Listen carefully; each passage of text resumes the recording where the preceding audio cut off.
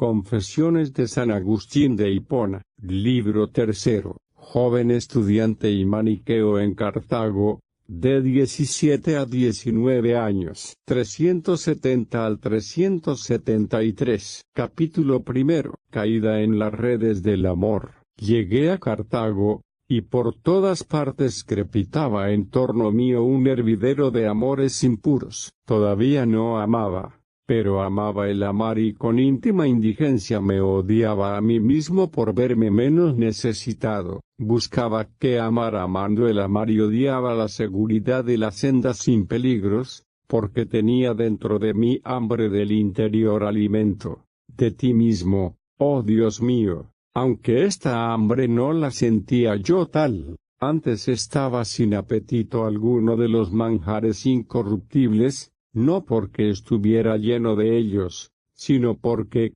cuanto más vacío, tanto más saciado me sentía, y por eso no se hallaba bien mi alma, y, llagada, se arrojaba fuera de sí, ávida de restregarse miserablemente con el contacto de las realidades sensibles, las cuales, si no tuvieran alma, no serían ciertamente amadas. Amar y ser amado era la cosa más dulce para mí, sobre todo si podía gozar del cuerpo del amante. De este modo manchaba la vena de la amistad con las inmundicias de la concupiscencia y obscurecía su candor con los vapores tartáreos de la lujuria, y con ser tan torpe y deshonesto, deseaba con afán, rebosante de vanidad, pasar por elegante y cortés. Caí también en el amor en que deseaba ser atrapado. Pero, oh Dios mío, misericordia mía, con cuánta hiel no rociaste aquella mi suavidad y cuán bueno fuiste en ello, porque al fin fui amado, y llegué privadamente al vínculo del placer, y me dejé atar alegre con ligaduras trabajosas, para ser luego azotado con las varas candentes de hierro de los celos, sospechas, temores, iras y contiendas. Capítulo 2. Afición al teatro. Me arrebataban los espectáculos teatrales, llenos de imágenes de mis miserias y de incentivos del fuego de mi pasión. Pero, ¿qué será que el hombre quiera en ellos sentir dolor cuando contempla cosas tristes y trágicas que en modo alguno quisiera padecer? Con todo, ¿quiere el espectador sentir dolor con ellas? Y aún este dolor es su deleite. ¿Qué es esto sino una incomprensible locura? Porque tanto más se conmueve uno con ellas cuanto menos libre se está de semejantes afectos. Bien que cuando uno las padece se llamen miserias, y cuando se compadecen en otros, misericordia. Pero, ¿qué misericordia puede darse en cosas fingidas y escénicas? Porque allí no se provoca al espectador a que socorra a alguien, sino que se le invita a condolerse solamente, favoreciendo tanto más al autor de aquellas ficciones cuanto es mayor el sentimiento que siente con ellas, de donde nace que si tales desgracias humanas sean tomadas de las historias antiguas, sean fingidas, se representan de forma que no causen dolor al espectador, éste se marcha de allí aburrido y murmurando, pero si, al contrario, siente dolor en ellas, permanece atento y contento. Luego, se aman las lágrimas y el dolor. Ciertamente que todo hombre quiere gozar, mas no agradando a nadie ser miserable, y siendo grato a todos ser misericordioso,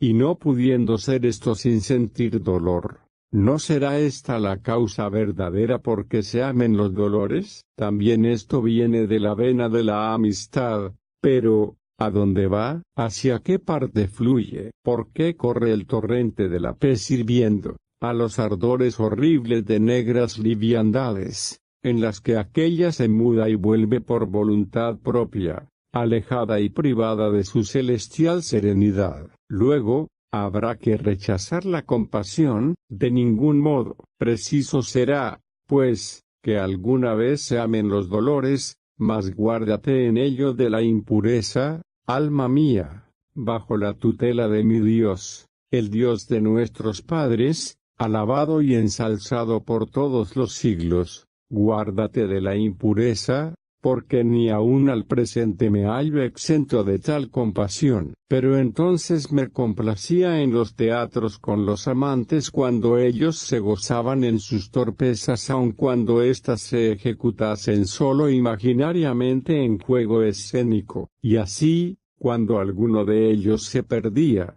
me contristaba cuasi misericordioso, y lo uno y lo otro me deleitaba. Pero ahora tengo más compasión del que se goza en sus pecados que del que padece recias cosas por la carencia de un pernicioso deleite o la pérdida de una mísera felicidad. Esta misericordia es ciertamente más verdadera, pero en ella el dolor no causa deleite, porque si bien es cierto que merece aprobación quien por razón de caridad se compadece del miserable, sin embargo, quien es verdaderamente compasivo quisiera más que no hubiera de qué dolerse, porque así como no es posible que exista una benevolencia malévola, tampoco lo es que haya alguien verdadera y sinceramente misericordioso que desee haya miserables para tener de quien compadecerse. Hay, pues, algún dolor que merece aprobación, ninguno que merezca ser amado. Por eso tú,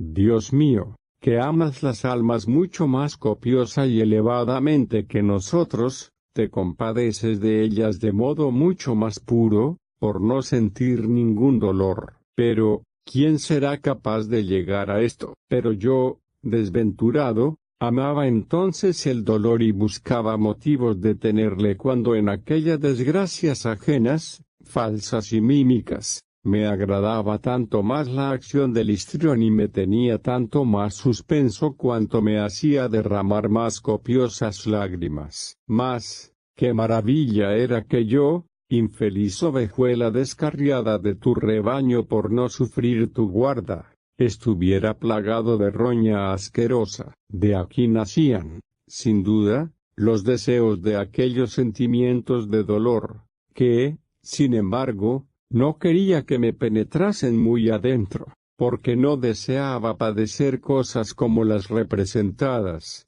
sino que aquellas, oídas o fingidas, como que me rascasen por encima, mas, semejantemente a los que se rascan con las uñas, solía terminar produciéndome un tumor abrasador y una horrible postema y podredumbre. Tal era mi vida. Pero, ¿era esto vida? Dios mío. Capítulo 3. Aversión a los eversores. Entretanto, tu misericordia fiel circunvolaba sobre mí a lo lejos. Mas en cuántas iniquidades no me consumí, Dios mío, llevado de cierta curiosidad sacrílega, que, apartándome de ti, me conducía a los más bajos, desleales y engañosos obsequios a los demonios, a quienes sacrificaba mis malas obras, siendo en todas castigado con duro azote por ti. Tuve también la osadía de apetecer ardientemente y negociar el modo de procurarme frutos de muerte en la celebración de una de tus solemnidades y dentro de los muros de tu iglesia. Por ello me azotaste con duras penas,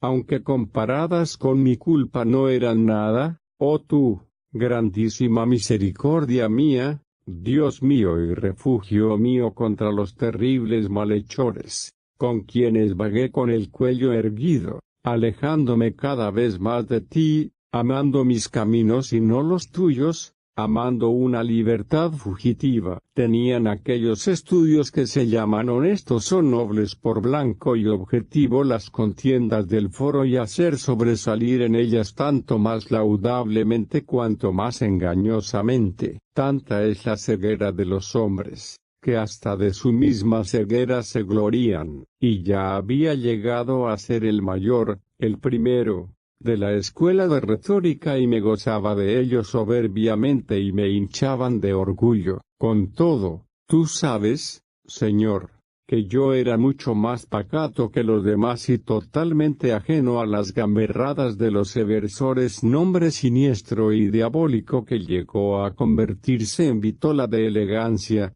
y entre los cuales yo vivía con impudente pudor por no ser uno de tantos. Es verdad que andaba con ellos y me gozaba a veces con sus amistades, pero siempre aborrecí sus hechos, esto es, las calaveradas con que impudentemente sorprendían y ridiculizaban la candidez de los novatos, sin otro fin que el de tener el gusto de burlarles y fomentar a costa ajena sus malévolas alegrías. Nada hay más parecido que este hecho a los actos de los demonios, por lo que ningún nombre les cuadra mejor que el de eversores o perversores, por ser ellos antes trastornados y pervertidos totalmente por los espíritus malignos, que así los burlan y engañan, sin saberlo, en aquello mismo en que desean reírse y engañar a los demás. Capítulo 4. Lectura del Hortensio. Entre estos tales estudiaba yo entonces, en tan flaca edad, los libros de la elocuencia, en la que deseaba sobresalir con el fin condenable y vano de satisfacer la vanidad humana. Mas, siguiendo el orden usado en la enseñanza de tales estudios, llegué a un libro de un tal Cicerón, cuyo lenguaje casi todos admiran, aunque no así su fondo. Este libro contiene una exhortación suya a la filosofía, y se llama el Hortensio. Semejante libro cambió mis afectos y mudó hacia ti, Señor, mis súplicas e hizo que mis votos y deseos fueran otros. De repente apareció a mis ojos vil toda esperanza vana, y con increíble ardor de mi corazón suspiraba por la inmortalidad de la sabiduría, y comencé a levantarme para volver a ti, porque no era para pulir el estilo que es lo que parecía debía comprar yo con los dineros maternos en aquella edad de mis 19 años, haciendo 2 que había muerto mi padre. No era, repito, para pulir el estilo para lo que yo empleaba la lectura de aquel libro, ni era la elocución lo que a ella me incitaba, sino lo que decía, cómo ardía. Dios mío, cómo ardía en deseos de remontar el vuelo de las cosas terrenas hacia ti, sin que yo supiera lo que entonces tú obrabas en mí, porque en ti está la sabiduría, y el amor a la sabiduría tiene un nombre en griego, que se dice filosofía, al cual me encendían aquellas páginas. No han faltado quienes han engañado sirviéndose de la filosofía, coloreando y encubriendo sus errores con nombre tan grande, tan dulce y honesto. Mas casi todos los que en su tiempo y en épocas anteriores hicieron tal, están notados y descubiertos en dicho libro. También se pone allí de manifiesto aquel saludable aviso de tu espíritu, dado por medio de tu siervo bueno y pío, Pablo. Ved que no os engañe nadie con vanas filosofías y argucias seductoras, según la tradición de los hombres, según la tradición de los elementos de este mundo y no según Cristo, porque en él habita corporalmente toda la plenitud de la divinidad. Mas entonces tú lo sabes bien, luz de mi corazón, como aún no conocía yo el consejo de tu apóstol, solo me deleitaba en aquella exhortación el que me excitaba, encendía e inflamaba con su palabra amar, buscar, lograr, retener y abrazar fuertemente no esta o aquella secta, sino la sabiduría misma, estuviese donde quiera. Solo una cosa me resfriaba tan gran incendio, y era el no ver allí escrito el nombre de Cristo, porque este nombre, Señor,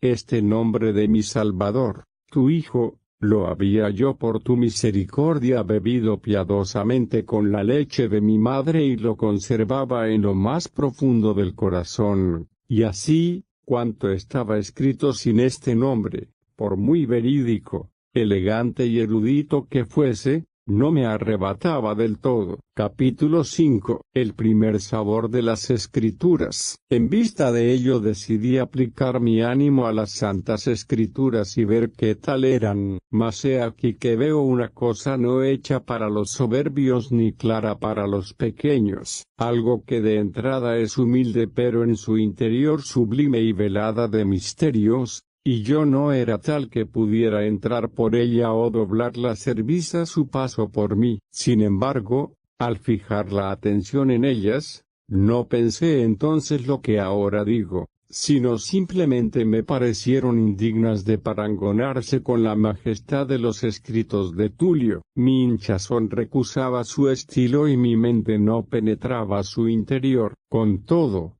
las escrituras eran tales que habían de crecer con los pequeños, mas yo me desdeñaba de ser pequeño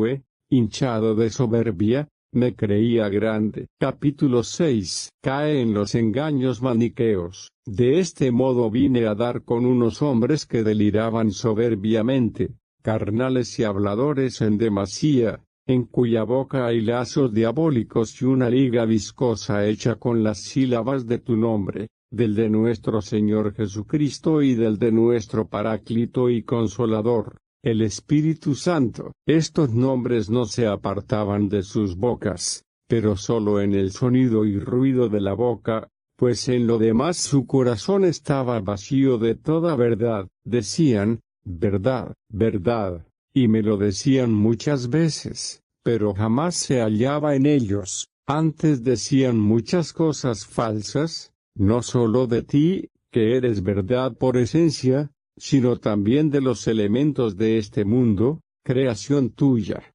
sobre los cuales, aun diciendo verdad los filósofos, debí haberme remontado por amor de ti, oh Padre mío sumamente bueno y hermosura de todas las hermosuras. Oh verdad, verdad, cuán íntimamente suspiraba entonces por ti desde los meollos de mi alma, cuando aquellos te hacían resonar en torno mío frecuentemente y de muchos modos, bien que sólo de palabras y en sus muchos y voluminosos libros. Estos eran las bandejas en las que, estando yo hambriento de ti, me servían en tu lugar el sol y la luna, obras tuyas hermosas, pero al fin obras tuyas, no tú, y ni aun siquiera de las principales, porque más excelentes son tus obras espirituales que estas corporales, siquiera lucidas y celestes. Pero yo tenía hambre y sed no de aquellas primeras, sino de ti misma,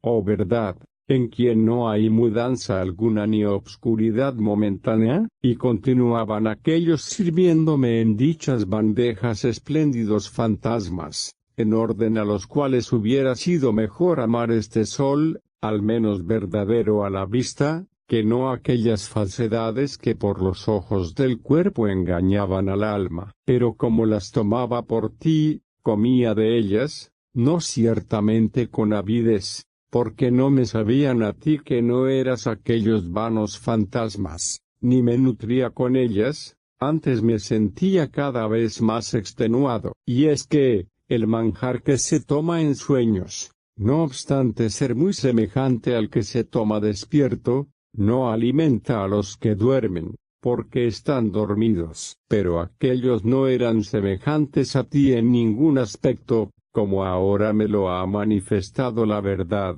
porque eran fantasmas corpóreos o falsos cuerpos, en cuya comparación son más ciertos estos cuerpos verdaderos que vemos con los ojos de la carne, sean celestes o terrenos, al par que los brutos y aves. Vemos estas cosas y son más ciertas que cuando las imaginamos, y a su vez, cuando las imaginamos, más ciertas que cuando por medio de ellas conjeturamos otras mayores e infinitas, que en modo alguno existen. Con tales quimeras me apacentaba yo entonces y por eso no me nutría. Pero tú, amor mío, en quien desfallezco para ser fuerte, ni eres estos cuerpos que vemos, aunque sea en el cielo, ni los otros que no vemos allí, porque tú eres el creador de todos estos, sin que los tengas por las más altas creaciones de tu mano. Oh, cuán lejos estabas de aquellos mis fantasmas imaginarios,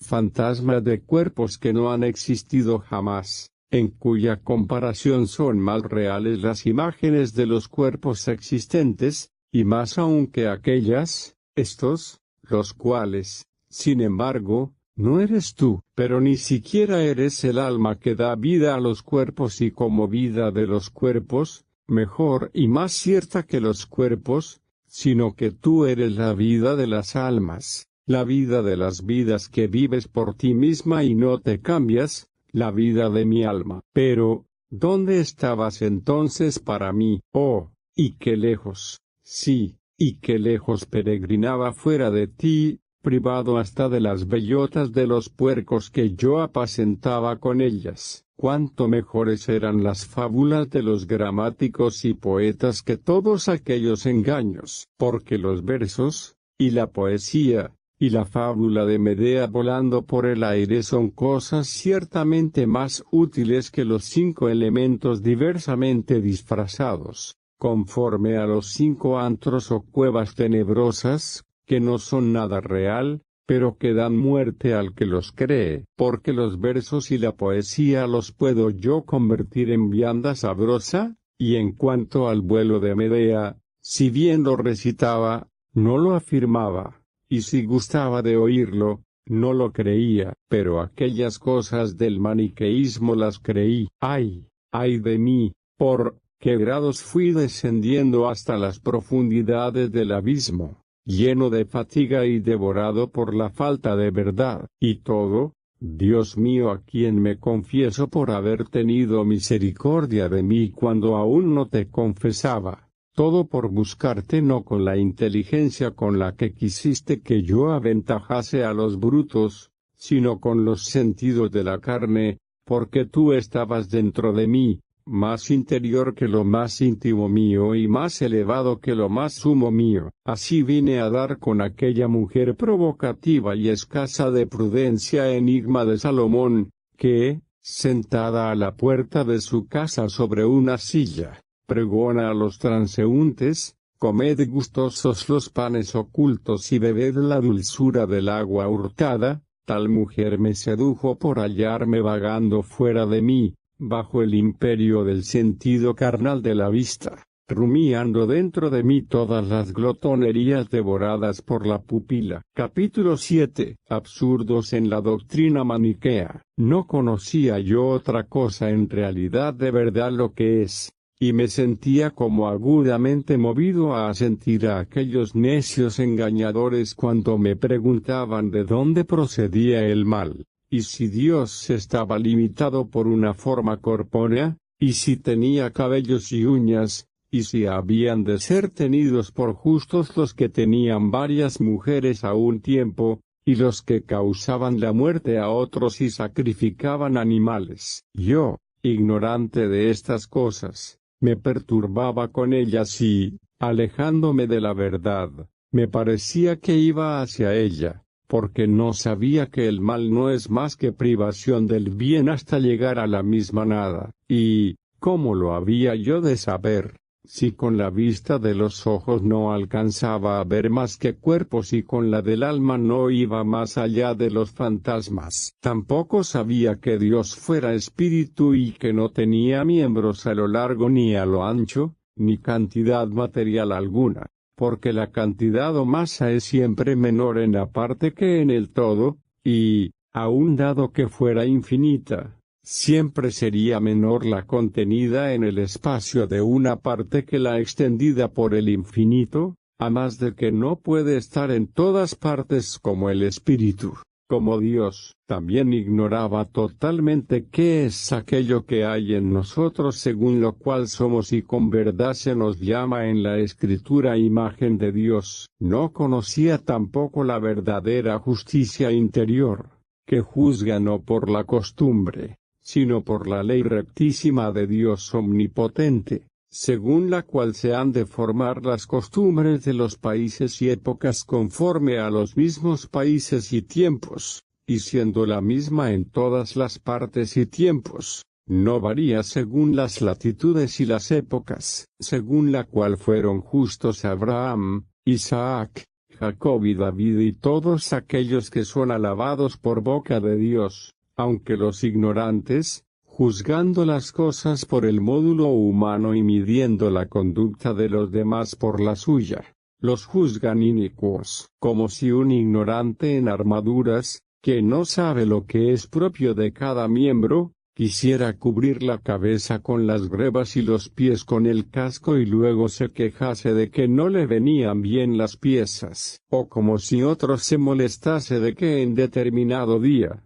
declarado fiesta laboral desde mediodía en adelante, no se le permitiera vender la mercancía por la tarde que se le permitió por la mañana, o porque ve que en una misma casa se permite tocar el menaje a un esclavo cualquiera lo que no se consiente al que asiste a la mesa, o porque no se permite hacer ante los comensales lo que se hace tras los pesebres, o, finalmente, se indignase porque, siendo una la vivienda y una la familia, no se distribuyesen las cosas a todos por igual. Tales son los que se indignan cuando oyen decir que en otros siglos se permitieron a los justos cosas que no se permiten a los justos de ahora, y que mandó Dios a aquellos una cosa y a estos otra, según la diferencia de los tiempos, sirviendo unos y otros a la misma norma de santidad, y no echan de ver estos que en un mismo hombre, y en un mismo día, y en la misma hora, en la misma casa conviene una cosa a un miembro y otra a otro y que lo que poco antes fue lícito, en pasando la hora no lo es, y que lo que en una parte se concede, justamente se prohíbe y castiga en otra. Diremos por esto que la justicia es varia y mudable, lo que hay es que los tiempos que aquella preside y rige no caminan iguales porque son tiempos. Sin embargo, los hombres, cuya vida sobre la tierra es breve, como no saben compaginar las causas de los siglos pasados y de las gentes que no han visto ni experimentado con las que ahora ven y experimentan, y, por otra parte, ven fácilmente lo que en un mismo cuerpo, y en un mismo día, y en una misma casa conviene a cada miembro, a cada tiempo, a cada parte y a cada persona,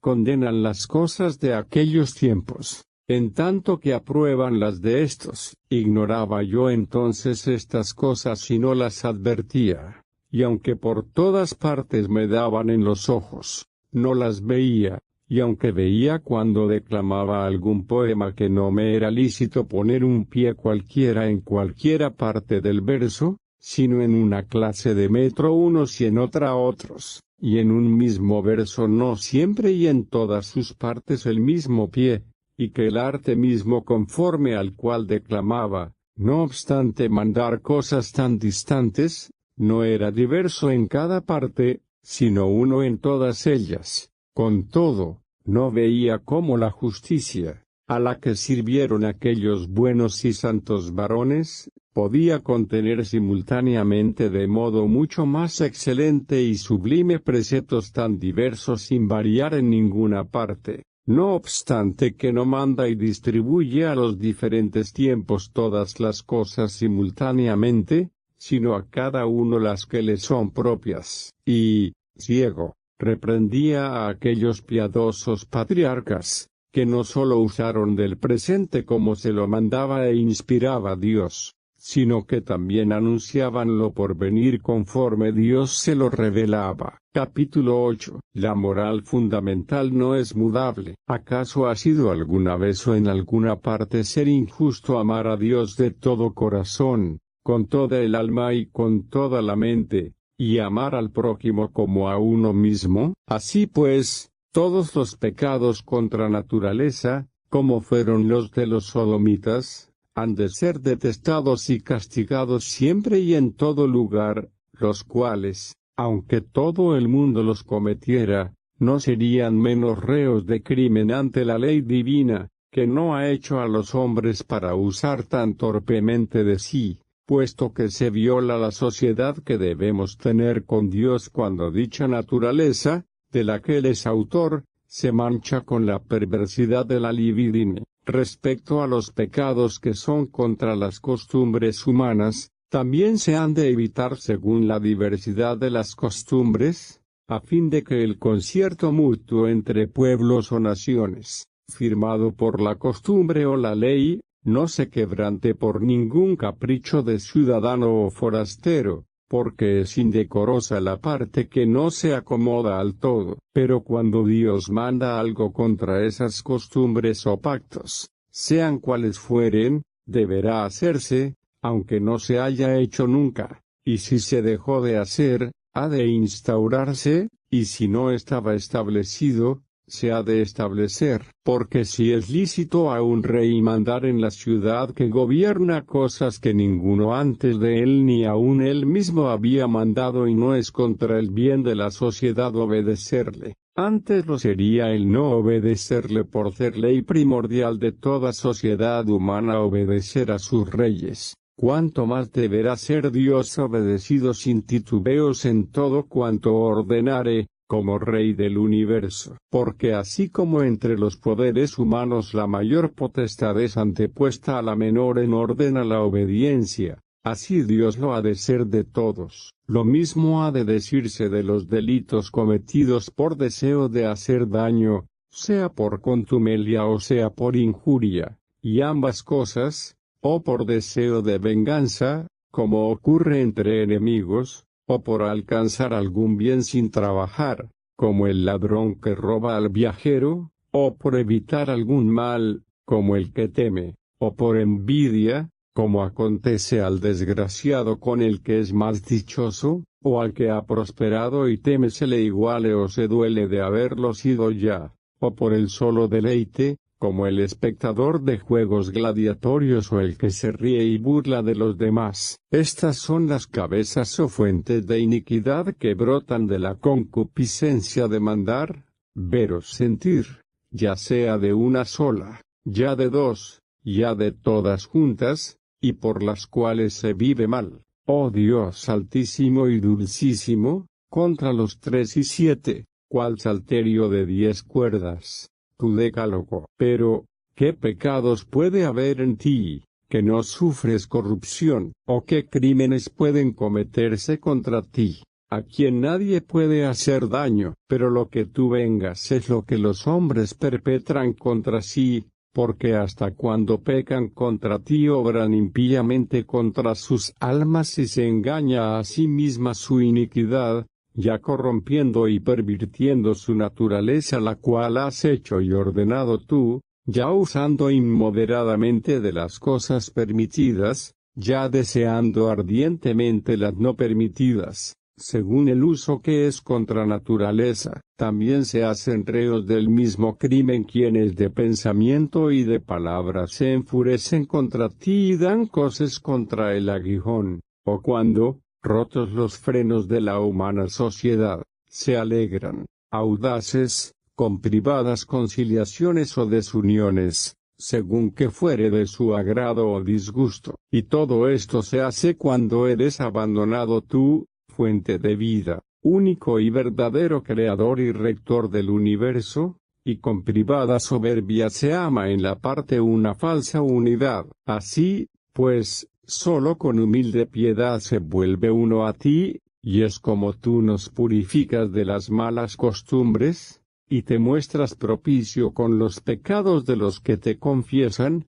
y escuchas los gemidos de los cautivos, y nos libras de los vínculos que nosotros mismos nos forjamos, con tal que no levantemos contra ti los cuernos de una falsa libertad, sea arrastrados por el ansia de poseer más, sea por el temor de perderlo todo, amando más nuestro propio interés que a ti, bien de todos. Capítulo 9. Diferencia de pecados. Pero entre las maldades, delitos y tanta muchedumbre de iniquidades están los pecados de los proficientes, que los hombres de buen juicio vituperan, según la regla de perfección, y alaban por la esperanza del fruto, como ocurre con el trigo en ciernes. Otras cosas hay semejantes a los pecados o delitos y que no lo son, porque ni te ofenden a ti, Señor Dios nuestro, ni son tampoco contra la sociedad humana,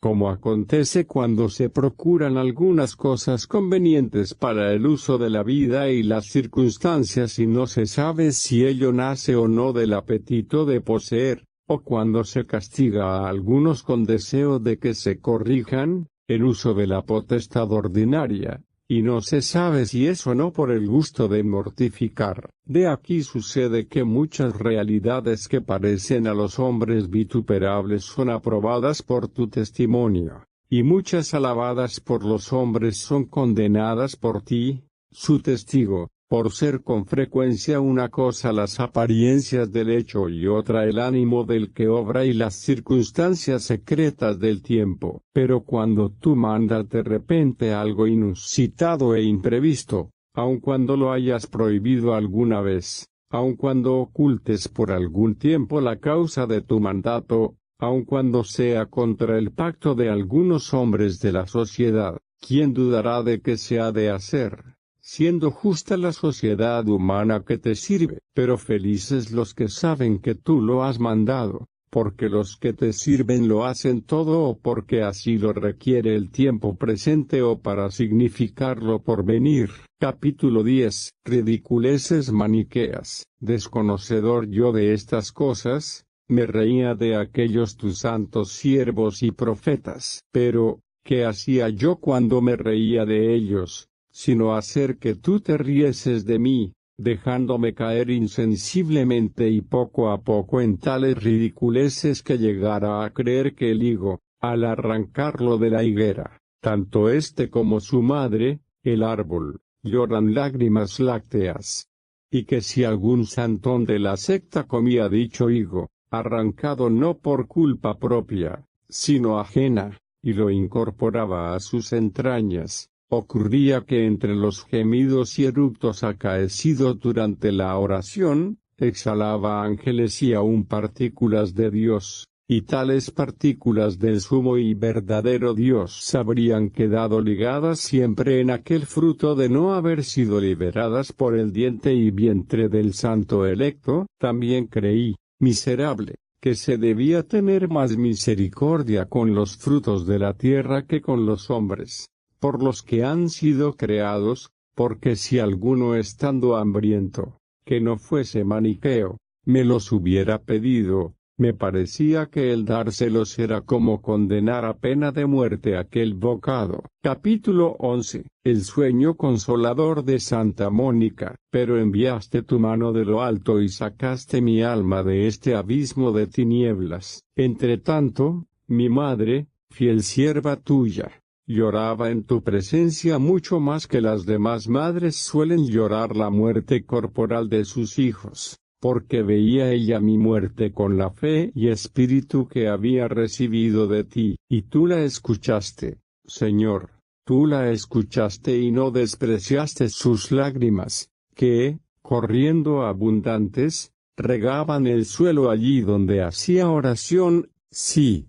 tú la escuchaste, Señor. Porque, ¿de dónde sino aquel sueño con que la consolaste, viniendo por ello a readmitirme en su compañía y mesa, ella que había comenzado a negarme ante la aversión y detestación provocadas por las blasfemias de mi error? Soñó, en efecto, estar de pie sobre una regla de madera y a un joven resplandeciente, alegre y risueño que venía hacia ella, toda triste y afligida. Al preguntarle este joven por la causa de su tristeza y de sus lágrimas diarias, no por ánimo de enterarse como ocurre ordinariamente, sino para aconsejarla, y ella a su vez le respondiese que lloraba mi perdición, le mandó que se tranquilizase y que observara cómo donde ella estaba allí estaba yo también, y cuando ella fijó su vista, me vio junto a ella de pie sobre la misma regla.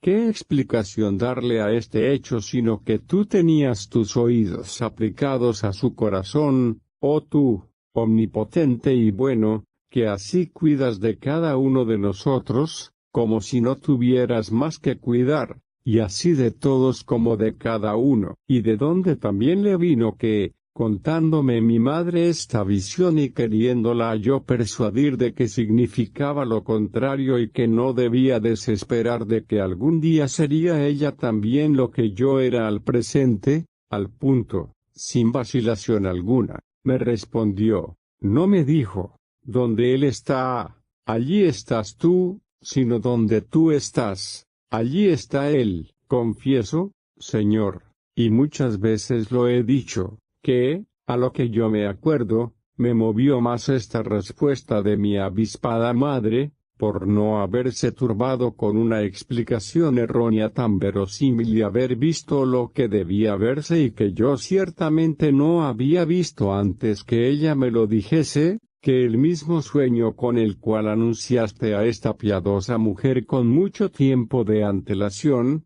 a fin de consolarla en su inquietud presente, un gozo que no había de realizarse sino mucho tiempo después, porque todavía hubieron de pasar casi 9 años, durante los cuales continué revolcándome en aquel abismo de cieno y tinieblas de error, hundiéndome tanto más cuanto más conatos hacía por salir de él. Entretanto, aquella piadosa viuda, casta y sobria como las que tú amas, ya un poco más alegre con la esperanza que tenía, pero no menos solícita en sus lágrimas y gemidos, no cesaba de llorar por mí en tu presencia en todas las horas de sus oraciones, las cuales no obstante ser aceptadas por ti, me dejabas, sin embargo, que me revolcara y fuera envuelto por aquella oscuridad. Capítulo 12. No perecerá el hijo de tantas lágrimas. También por este mismo tiempo le diste otra respuesta,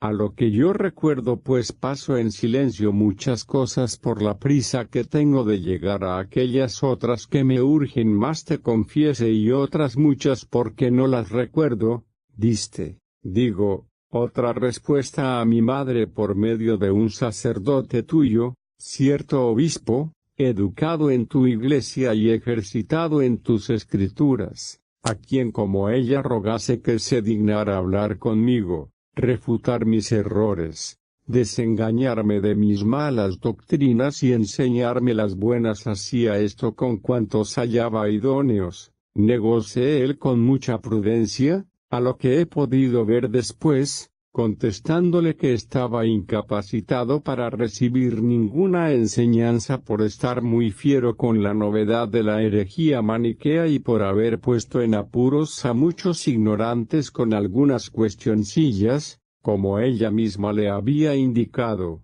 Dejadle estar, dijo, y rogad únicamente por él al Señor. Él mismo leyendo los libros de ellos descubrirá el error y conocerá su gran impiedad. Y al mismo tiempo le contó cómo siendo el niño había sido entregado por su seducida madre a los maniqueos, llegando no solo a leer, sino a copiar casi todos sus escritos, y como él mismo, sin necesidad de nadie que le arguyera ni convenciese, llegó a conocer cuán digna de desprecio era aquella secta y cómo al fin la había abandonado. Pero, dicho esto, como no se aquietara, sino que instase con mayores ruegos y más abundantes lágrimas a que se viera conmigo y disputase sobre dicho asunto, él, cansado ya de su importunidad, le dijo: vete en paz, mujer, así Dios te dé vida, que no es posible que perezca el hijo de tantas lágrimas,